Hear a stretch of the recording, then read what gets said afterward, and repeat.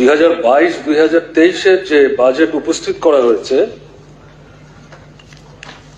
এ সম্পর্কে আলোচনার সূত্রপাত করতে গিয়ে আমি যে বিষয়টির প্রতি মন্ত্রিসভা এবং বিশেষ করে অর্থ দপ্তর তাদের দৃষ্টি আকর্ষণের মধ্য দিয়েই কথা শুরু করতে চাইছি। আমাদের সংবিধানের 202 আর্টিকেল যেটা আছে তাতে অ্যানুয়াল ফিনান্সিয়াল স্টেটমেন্ট এটা রাজ্যপালের দ্বারা ভেটেড হয়ে এটা পার্লামেন্টে গেলে এটা রাষ্ট্রপতির প্রশ্ন, আর রাজ্যের ক্ষেত্রে হলে রাজ্যপাল তাদের দ্বারা ভেটেড হয়ে এটা উপস্থাপিত হয় এবং এটা হচ্ছে মোস্ট ইম্পর্ট্যান্ট ফিনান্সিয়াল স্টেটমেন্ট বা ডকুমেন্ট। অন্য কোনো বিষয়গুলিকে যে সরকার খুব একটা গুরুত্ব দেন ঘটনা তা না, কিন্তু এটার উপরে ভিত্তি করেই সরকারের বাজেট ইত্যাদি তৈরি হয়। আমার এটা উল্লেখ করার উদ্দেশ্য হচ্ছে এটা জানে না কেউ, আমি কিন্তু এটা মনে করছি না, কিন্তু এটার প্রভিশনটা যেটা হচ্ছে তার প্র্যাকটিসটা যেটা সেটা হচ্ছে কারেন্ট ইয়ারে আপনার রিভাইজড যে বাজেট সেই বাজেটের আপনার ক্লোজিং ব্যালেন্স যেটা বেরিয়ে আসে এটা পরবর্তী যে বছরের বাজেট বি যেটাকে আমরা বলি বাজেট এস্টিমেট তার ওপেনিং ব্যালেন্স হওয়ার কথা। কিন্তু আমি যেটা চেক আপ করতে গিয়ে দেখলাম সামারি অফ ফিনান্সিয়াল পজিশন, এই যে অ্যানুয়াল ফিনান্সিয়াল স্টেটমেন্ট 2022-23 তাতে গিয়ে দেখা যাচ্ছে রিভাইজড এস্টিমেট 2021-22 অর্থাৎ একটু আগে যেটা এখান থেকে অ্যাপ্রোপ্রিয়েশন করে ফাইনালি বেরিয়ে গেল, এখানে যেটা দেখা যাচ্ছে তাতে ক্লোজিং ব্যালেন্সে দেখানো হচ্ছে এটা ইন লাক্স -6029.5644, কিন্তু আপনার ওপেনিং ব্যালেন্সে যেটা দেখানো হচ্ছে সেখানে গিয়ে দেখানো হচ্ছে এই ফিগারটাই কিন্তু ওপেনিং ব্যালেন্সে আসার কথা, কিন্তু সেখানে গিয়ে দেখানো হচ্ছে -201989.4962। ইন্টারেস্টিংলি এটা হচ্ছে আপনার বাজেট এস্টিমেট 2021-22 যেটা রিভাইজ করলাম আমরা, এটা মানে এস্টিমেশনের প্রথম যে ক্লোজিং ব্যালেন্স এটা এখানে দেওয়া হয়েছে, এটা কিন্তু পদ্ধতি না। এবং আমি চেক আপ করে দেখেছি এর আগে 2019-20, 2020-21, 2021-22 তাতে কারেন্ট রিভাইজ বাজেটের ক্লোজিং ব্যালেন্সের যে ফিগার সেটাই বাজেট এস্টিমেশনের ওপেনিং ব্যালেন্সে দেখানো হয়েছে। এখানে এটা কেন হলো, এটা যদি বাই মিস্টেক হয়ে থাকে এটা কিন্তু খুব সিরিয়াস হয়ে যাবে, কারণ এটা টোটাল বাজেটটাকে টপসিটাপি করে দেবে। আজকে আমি অর্থমন্ত্রী মহাশয় এখানে আছেন, আমি জানি না ফিনান্স ডিপার্টমেন্টের দায়িত্বশীল অফিসাররা আছেন কিনা, এটা না দেখলে কিন্তু খুব সমস্যা সরকারকে পড়তে হতে পারে, ফলে আমি এটা উল্লেখ করলাম, এটা হওয়া বাঞ্ছনীয় না। দ্বিতীয় যে বিষয়টা আমি এখানে উল্লেখ করব সেটা হচ্ছে জিএসডিপির যে ফিগারটা এখানে দেখানো হয়েছে বাজেট স্পিচে আমাদের মাননীয় অর্থমন্ত্রী যারা উপস্থিত করেছেন তার সেকেন্ড প্যারাতে, ইন্ট্রোডাক্টরি প্যারার পরে, তাতে গত বছর কি হয়েছে না হয়েছে আমি সেখানে যাচ্ছি না, আমি কারেন্টলি বলছি, তাতে একটা এক্সপেকটেশন মানে উইথ হোপ, হাই হোপ উপস্থিত করা হয়েছে যে আমাদের এবারের যে মানে জিএসডিপি এটা 13.28% হবে। এখন 13.28% যেটা বলা হচ্ছে এটা আমি একটু নিজের বুঝে নেওয়ার জন্য চেক আপ করার চেষ্টা করলাম।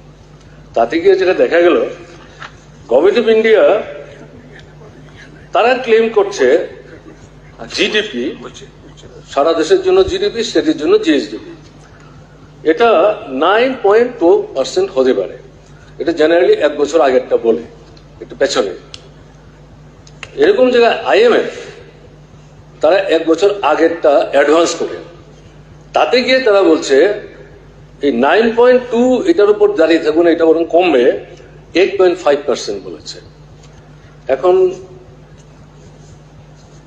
জেনারেলি জিএসডিপি তার মেজর এরিয়া যেটার উপর ভিত্তি করে ক্যালকুলেশন হয় সেটা হচ্ছে ক্যাপিটাল এক্সপেন্ডিচার, তার সঙ্গে এগ্রিকালচার, আদার ডেভেলপমেন্টাল অ্যাক্টিভিটিস। তো আমি লক্ষ্য করেছি স্পিচের শেষ দিকে ক্যাপিটাল এক্সপেন্ডিচার যেটা একটা মানে হঠাৎ করে একটা কোয়ান্টাম জাম্প দেখানো হয়েছে, গতবারের সঙ্গে এটা মিলছে না, বা প্রায় ডাবল। এটা হলে তো ভালো, আপত্তির তো কিছু কারণ নাই। এতে গিয়ে ওখানে জাস্টিফাই করার চেষ্টা হয়েছে যে আমি যে প্রথম দিকে জিএসডিপি 13.8 বলেছিলাম, এটা হলেই আমরা এটাকে হিসেবের মধ্যে রেখে এটা হবে বলে আমরা আশা করছি। এই জায়গাটা আমি একটু জাস্ট আমার সীমাবদ্ধ বুদ্ধি দিয়ে আমি যেটা বলবো, যে টাকাই আপনারা রেখেছেন ক্যাপিটাল এক্সপেন্ডিচারে, তো ক্যাপিটাল এক্সপেন্ডিচার মানে তো ইনফ্রাস্ট্রাকচার, বড় বড় জিনিস হলো বাড়ি ঘর, রাস্তা, ব্রিজ ইত্যাদি। এগুলি তো 1 বছরে কোন সময় এটা কমপ্লিট করা যায় না যদি আমরা হাতেও নেই। তাহলে এই যে টোটাল অ্যামাউন্টটা হিসাবের মধ্যে রেখে যেটা বলা হচ্ছে যেটা খরচ হলে পরে আমাদের জিএসডিপি বাড়তে পারে, এটা বোধহয় সঠিক হচ্ছে না। এটা একটা রং ক্যালকুলেশন হবে, তার দ্বারা আমরা কিন্তু ভুলভাবে পরিচালিত হতে পারি। সেদিক থেকে মনে হচ্ছে যে এটা একটু বাড়িয়ে দেখানো হচ্ছে। দেশের অবস্থাটা এরকম না। ফার্স্ট প্যারাগ্রাফ বাজেট স্পিচে যেটা শুরু হয়েছে কোভিডের কারণে, কোভিডের আগে থেকেই কিন্তু রিসেশন চলছে 2008 থেকে। কোভিড পরিস্থিতিতে এটাকে আরো অ্যাগ্রাভেট করেছে, সিরিয়াস সিচুয়েশন হয়েছে। আমাদের দেশ তার থেকে আলাদা না। দেশকে বাদ দিয়ে ত্রিপুরায় হঠাৎ করে ধেই ধেই করে এইভাবে এগিয়ে যাব, যেতে পারলে তো কথাই ছিল না। কিন্তু ঘটনা তো তা না। এই কারণে আমার মনে হয়েছে এটা বোধহয় উল্লেখ করা উচিত, তার জন্য আমি উল্লেখ করলাম। থার্ড আমি যেটা বলবো সেটা হচ্ছে রেভিনিউ ডেফিসিট। বাজেটের তো মূল কথাই হচ্ছে রিসিট অ্যান্ড এক্সপেন্ডিচার, এবং এক্সপেন্ডিচার যদি রিসিটের চেয়ে বেশি হয় তাহলে ডেফিসিট হবে, এবং এটা যাতে না হয় তাই তো সরকারের সবসময় নজরের মধ্যে থাকবে। এখন আমি যেটা লক্ষ্য করে দিয়েছি বাজেটটা পাওয়ার পর, 2018-19 এবং 2019-20 এই যে বাজেট, এটা ছিল জিরো ডেফিসিট বাজেট, ঠিক আছে। কিন্তু এরপর থেকে যেটা দেখা যাচ্ছে এই বাজেটটা কিন্তু আর জিরো ডেফিসিট থাকছে না। এবং এখানে যেটা বলা দরকার যে এই রেভিনিউ যদি মানে খরচের চাইতে কম হয়, বা উল্টো দিক থেকে যদি বলি রেভিনিউ রিসিটের চাইতে যদি খরচ বেশি হয়, তাহলে এটাকে তো প্রুডেন্ট বলা যাবে না। তাহলে এখানে বোঝা যাচ্ছে যে সঠিকভাবে বিষয়টা ম্যানেজ করা হচ্ছে না, এটা মানে ত্রুটিপূর্ণ ফিনান্সিং। এটার জন্য তো মিনিস্টারকে দায়ী করা যাবে না। এগুলি তো দেখবার দেয় মিনিস্টার হচ্ছেন পলিটিক্যাল এক্সিকিউটিভ অফিসার, যারা আইএস কেন, তাদের তো এগুলি কাজে আমার মনে হয় বিষয়টা তাদের দিক থেকে নজর দেওয়া দরকার। এবং এখানে যেটা বিশেষ করে বলা হয় যে এফআরবিএম এর মূল প্রভিশনটা কি, এটা একটা ইন্টারন্যাশনাল আউটলুক থেকে এসছে, যদিও তার সবকিছুর সঙ্গে যে আমরা একমত ছিলাম আমাদের সরকার চলার সময়ে তা বলছে না, কিন্তু জেনারেল হচ্ছে আপনার যদি রেভিনিউ এক্সেস হয় তাহলে উন্নয়নমূলক কাজে, বিশেষ করে ক্যাপিটাল এক্সপেন্ডিচারে, এটা হচ্ছে ইম্পর্টেন্ট হেড, তাতে অ্যাসেটস ক্রিয়েটেড হয়। এই টাকাটা কিন্তু সেখানে খরচ করলে পরে এটা স্টেটের অ্যাসেটস বাড়াতে সাহায্য করবে। এবং অন দি আদার হ্যান্ড সাধারণ মানুষের সেখানে কাজকর্মের, যেখানে উন্নয়নমূলক কাজগুলি হবে তাদের কাজে কিন্তু সুযোগ হতে পারে। সেদিক থেকে ডেফিসিটই যদি হয় তাহলে তো সাফার করবে, এই জায়গাটা অসুবিধা হয়ে যাবে। কাজে আমার মনে হচ্ছে যেটা ইমপ্রুডেন্ট ফিনান্সিং হচ্ছে, এটা কিন্তু লক্ষ্যের মধ্যে রাখার দরকার আছে। আমার 4 নম্বর পয়েন্ট যেটা আমি বলতে চাইছি সেটা হচ্ছে মার্কেট বরোয়িংস। এখন আমি হিসাব করে দেখলাম 2018 থেকে 2022 অর্থাৎ চলতি বছরের বাজেট পর্যন্ত মার্কেট বোরিংস এর জন্য যে অ্যামাউন্টটা সবটা যোগ করলে পরে এটা 10,340 কোটি উপর, ঠিক আছে।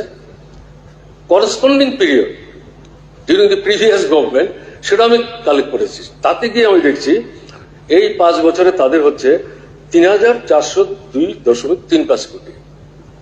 তার মানে এটা হচ্ছে একটা quantum jump, more than double. This is not good. কেন বলছি, বোরোয়িং পেলেই আমরা যদি যেতে আরম্ভ করি, এটা তো আপনার সার্ভিসিং করতে হলে তার আসলটাও দিতে হবে, তার ইন্টারেস্টও দিতে হবে।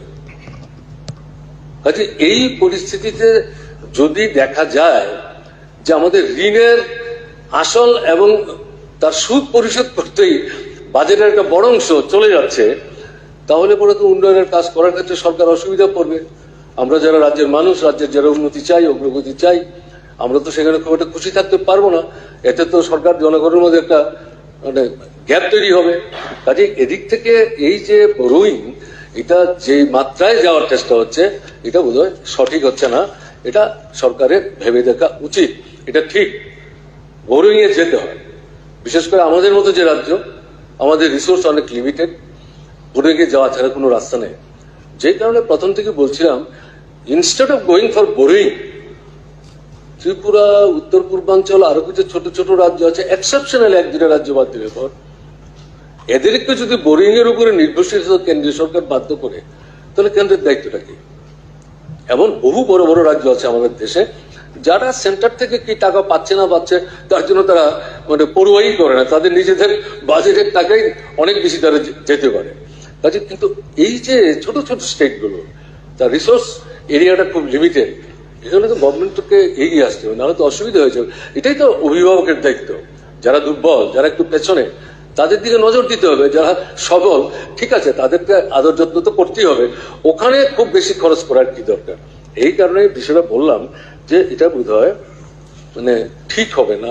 বরং উল্টো দিক থেকে গভর্নমেন্ট অফ ইন্ডিয়ার কাছে বলা দরকার যে আপনারা আমাদেরকে বোরিং এর দিকে ঠেলে দিচ্ছেন, আপনারাই আমাদের হেল্প করবেন। কাজে এই জায়গায় যদি আমরা এই জায়গায় যাই, তাহলে তো আমরা ডেট ট্র্যাপের মধ্যে আটকে যাচ্ছি, এটা থেকে তো কোনোদিনই বেরোতে পারবো না আমরা। কাজে এই জায়গাটা ঠিক হচ্ছে না। এটা বলে ওখান থেকে ডাইরেক্ট হেল্পের জন্য আমাদের চেষ্টা করা উচিত। এই প্রসঙ্গে আমি যে পয়েন্ট এখানে উল্লেখ করবো সেটা হচ্ছে জিএসটি। এখন ধরুন জিএসটি যখন হয়, তখনই আমরা বলেছি এ তো স্টেটের যে এখতিয়ার, ক্ষমতা, তার উপর হস্তক্ষেপ করা হচ্ছে। এখন দেখা গেল ভারতবর্ষের বড় মাঝারি রাজ্যগুলোর অর্থমন্ত্রীরা বসেছেন, কথাবার্তা বলেছেন, এবং সেখানে তারা অনেক আলাপ আলোচনার পর এগ্রি করেছেন। এখন তার যে পিরিয়ডটা, যে সময়টা রাজ্যগুলো যে রেভিনিউ আর্ন করতো, জিএসটি হওয়ার পর যদি দেখা যায় তার অ্যামাউন্টটা কম হচ্ছে, এই যে ডেফিসিট পার্টটা একটা সার্টেন টাইম পর্যন্ত গভর্নমেন্ট অফ ইন্ডিয়া দিয়ে দেবে।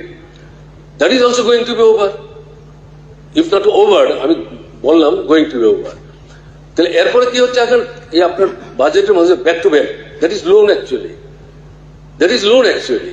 তাহলে এই যে পরিস্থিতি, সবাই ব্যাক টু ব্যাকে যাচ্ছে না, যাবেও না, কিন্তু আমাদের মতো রাজ্য তো যেতে হবে।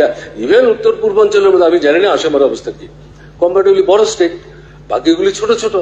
বলছি এই পরিস্থিতিতে ব্যাক টু ব্যাক মানে হচ্ছে আবার লোনে যাচ্ছি আমরা।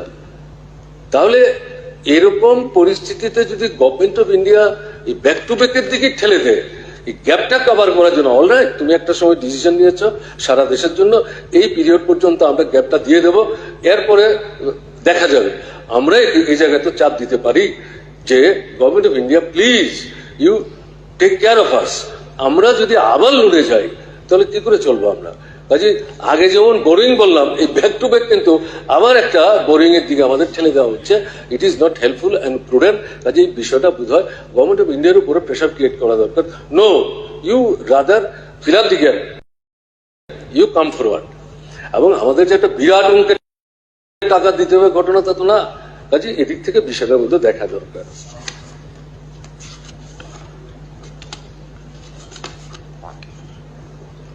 এখানে আমি এই বাজেটের এই কাগজপত্র মানে ইয়ে করতে গিয়ে দেখলাম এই বছরটা গভর্নমেন্টের 5 বছরের মেয়াদের মধ্যে প্রায় 20,700 কর্মচারী রিটায়ারমেন্টে যাবেন। জেনারেলি 4,500 থেকে 5,000 হয়, তাহলে এই 5 বছর ঠিকই আছে আপনাদের হিসাবের সঙ্গে, এটা তো কোনো ব্যত্যয় কিছু নেই। এখন প্রশ্নটা হচ্ছে, দেখা গেল হিসাব করে গিয়ে কর্মচারীর সংখ্যাটা কমছে। যদি আপনার ভ্যাকেন্সিটা যদি ফিল আপ না হয় তাহলে কমতেই থাকবে। কাজে এই পরিস্থিতিতে এই যে 20,700 কর্মচারী কমে যাচ্ছে, গভর্নমেন্ট উইল সাফার। কারণ এগুলি তো প্রয়োজনীয় অতিরিক্ত হতে পারে, দু একটা দপ্তরের মধ্যে হতে পারে। বাই এন্ড লার্জ মন্ত্রী, পলিটিক্যাল এক্সিকিউটিভ, সে পলিসি ডিসিশন নেবে, ইনস্ট্রাকশন দেবে, secretaries utilising his administrative set up এটাকে ইমপ্লিমেন্ট করবেন, গো টু দি মাসেস। তাহলে লোক যদি না থাকে, আর সরকার যখন প্রতিনিয়ত নতুন নতুন কর্মসূচি হাতে নিতেই পারে, নিলে পরে দপ্তর খুলতে পারে, কাজের লোক রাখতে পারে, এই যে গ্যাপটা এখানে বাড়তে থাকলো, এটা কিন্তু ভালো লক্ষণ না। এবং এই সম্পর্কে বাজেটের মধ্যে কোনো জায়গায় পরিষ্কার পরিচ্ছন্ন ভাবে কিছু বলা হয়নি। আমি চেক আপ করার চেষ্টা করেছি, বাজেট স্পিচেও যেমন নেই, অন্য কোনো জায়গায় তো ওগুলো তো ফিগারের ব্যাপার, ফিগার বলতে গিয়ে অন্য কি বলবে। কিন্তু এই জায়গাটা কিন্তু মনে হচ্ছে একটা বিরাট একটা লুফোলস থেকে যাচ্ছে, এটা একটা দুর্বলতার দিক, কাজে এটা উল্লেখ করার প্রয়োজন বলে আমি করছি। তারপর ধরুন ভ্যাকেন্ট পোস্ট, আদার ভ্যাকেন্ট পোস্ট, ঠিক আছে, আমি ইলেকশন ম্যানিফেস্টো দায়ী গেলাম, এটা বললে অনেকে রেগে যায়, খেপে যায়, কিন্তু এটা তো একটা কমিটমেন্ট ছিল, সংখ্যাটা ঠিক ছিল না, আমরা তখনও বলেছি, কিন্তু একটা ভ্যাকেন্সি তো ছিল। আগের গভর্নমেন্ট যখন যান, তার লাস্ট ইয়ার একটা ভ্যাকেন্সি ছিল, তাহলে সেই সংখ্যাটা আইডেন্টিফাই করা, তার সঙ্গে যে নতুনটা, আমি নতুনটা যদি বাদও দিই, ওগুলো তো ফিল আপ করা দরকার। এই সম্পর্কে কিন্তু কোনো পরিষ্কার পরিচ্ছন্ন কোনো কথা নেই, এই জায়গাটা কিন্তু গ্যাপ থেকে যাচ্ছে। আমার 8 নম্বর পয়েন্ট আমি যেটা বলতে চাইছি সেটা হচ্ছে রেগা। রেগাতে আমরা যেটা দেখলাম, বাজেটের মধ্যে প্রপোজাল যা এসছে, আপনার রিভাইজড যে বাজেট, তাতে গিয়ে গত বছরের যে টাকাটা খরচ হয়েছে তার থেকে 10 কোটি টাকা বেশি অ্যাড করা হয়েছে।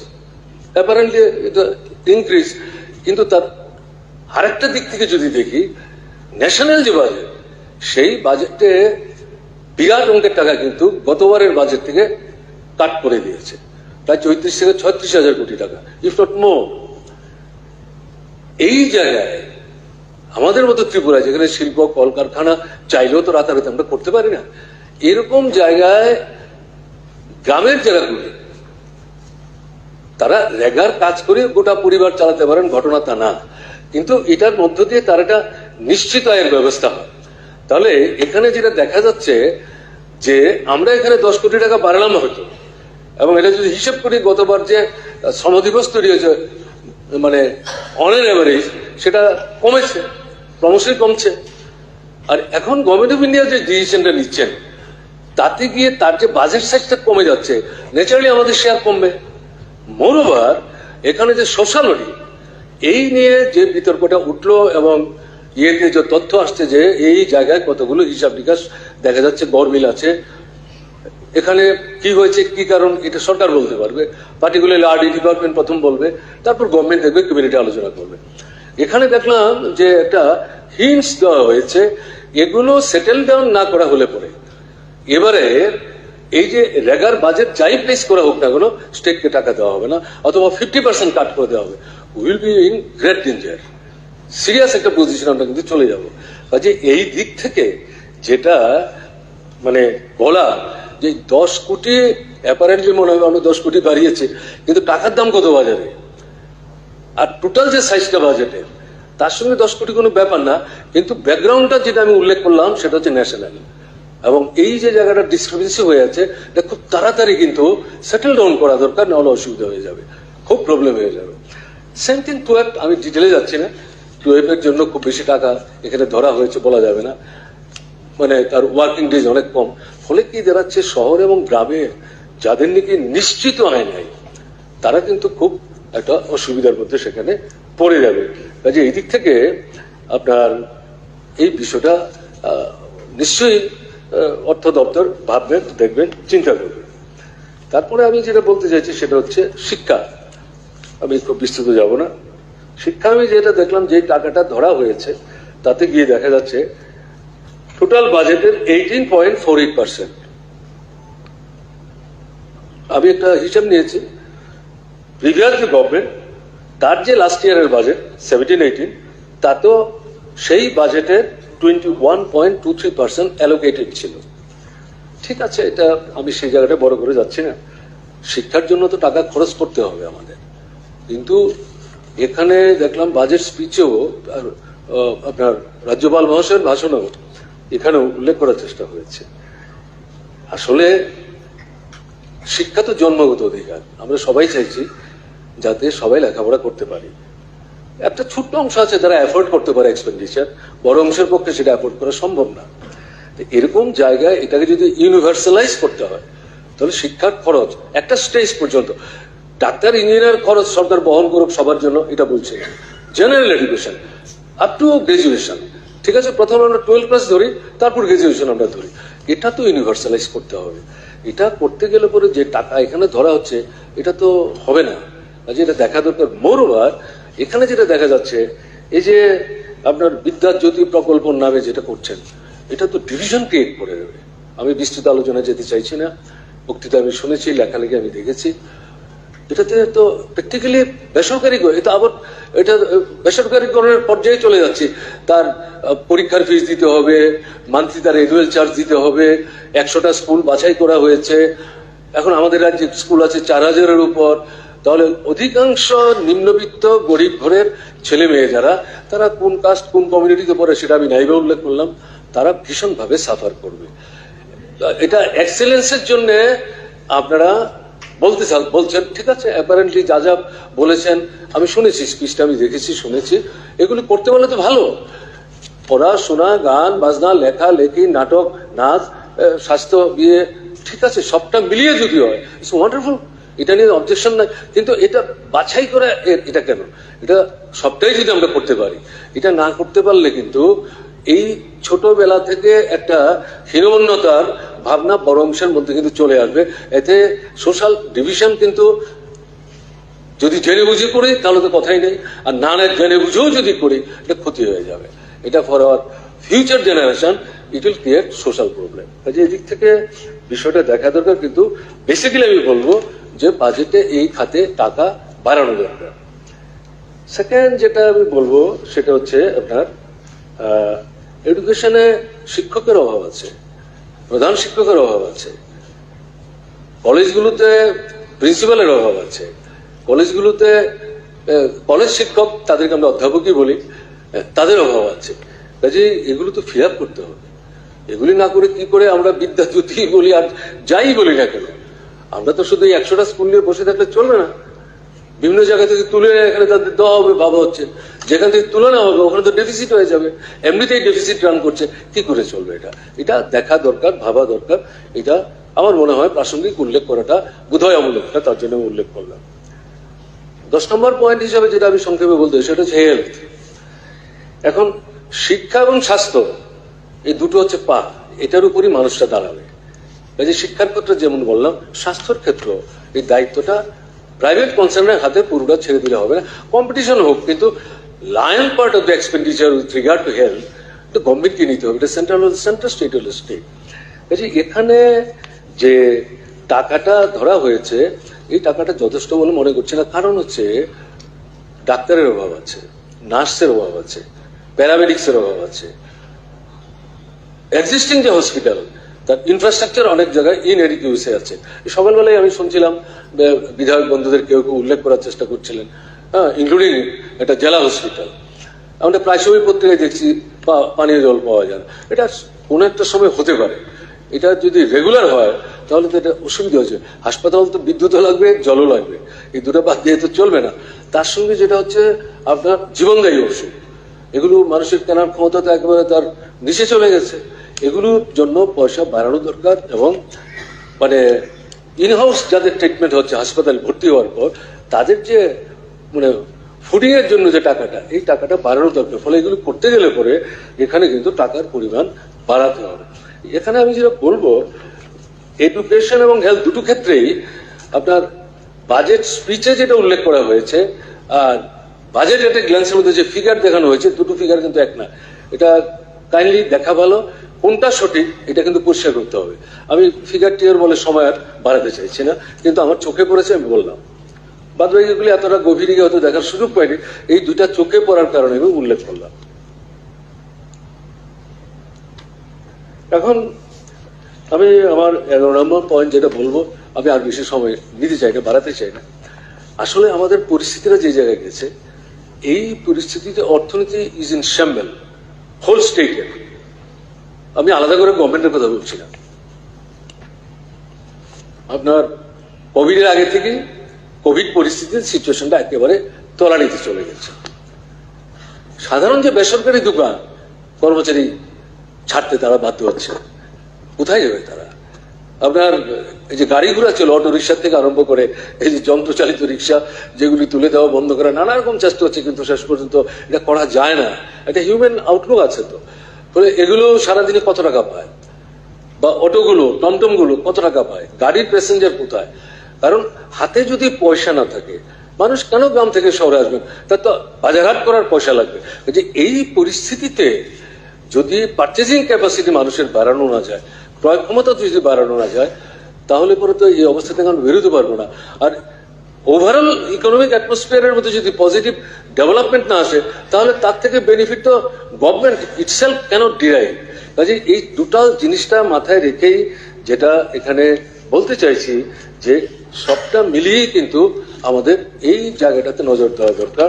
এবং এখানে আমি ফাইনালি আমি যে কথা আমার আজকের এই সংক্ষিপ্ত আলোচনার মধ্যে যেটা বলে আমি শেষ করব, যে এটা আমার যা মনে হয়েছে যে আমাদের রাজ্যের যে পরিস্থিতি, জনগণের যে চাহিদা, এটা কৃষক, এটা ছোট মাঝারি প্রান্তিক, তাদের কথাই মূলত বলছি। বড় কৃষক আমাদের এখানে তো খুব বেশি না, তবে একটা ছোট্ট অংশ, আমি না হয় এটাকে বাইরেই রাখলাম। শ্রমিক শ্রমজীবী অংশের মানুষ গ্রাম শহরে, বেকার ছেলে মেয়ে তো অনবরত বাড়ছে। এটা মোর দেন 13%। এটা গভর্নমেন্ট অফ ইন্ডিয়ারই রিপোর্ট, এটা আমার তৈরি করে না, কেমন না? তাহলে এই পরিস্থিতিতে আমাদের এদের যে অ্যাসপাইরেশন, এই বাজেট তো তারা বুঝতে চায় যে বাজেট আমাদের বিষয়গুলি দেখবে। এই বাজেটের মধ্যে স্পিচের পাশাপাশি এই যে অ্যালোকেশন, সবটা মিলিয়ে যদি আমরা অ্যাসেসমেন্ট করার চেষ্টা করি, তাহলে কিন্তু দেখা যাচ্ছে এগুলি ফুলফিল করছে না। এবং যেহেতু ফুলফিল করছে না, সেহেতু তো বলতেই হবে যে এটা তো মানে পিপল সেন্ট্রিক বাজেট না, জনগণের স্বার্থ রক্ষার জন্য বাজেট না, তাদের চাহিদা পূরণের জন্য বাজেট না। অ্যান্ড মোর ওভার স্টেটের ডেভেলপমেন্ট এবং তার যে অগ্রগতি, এটার সঙ্গে জনগণের স্বার্থ ওতপ্রোতভাবে যুক্ত। এর মধ্য দিয়ে তো সেটা হবে না, এটা হতে পারে না। কাজে সেদিক থেকে এই বাজেটে কিন্তু ত্রিপুরা রাজ্যের মানুষ বাজেট প্রকাশিত হওয়ার পর যেটা লক্ষ্য করছি, খুব একটা উৎসাহ লক্ষ্য করা যাচ্ছে না। এবং মাঝে মাঝে আমাদের সঙ্গে কথা বলতো, এটা কি হলো? আমাকে অনেকে জিজ্ঞেস করছে কিছু বলবেন।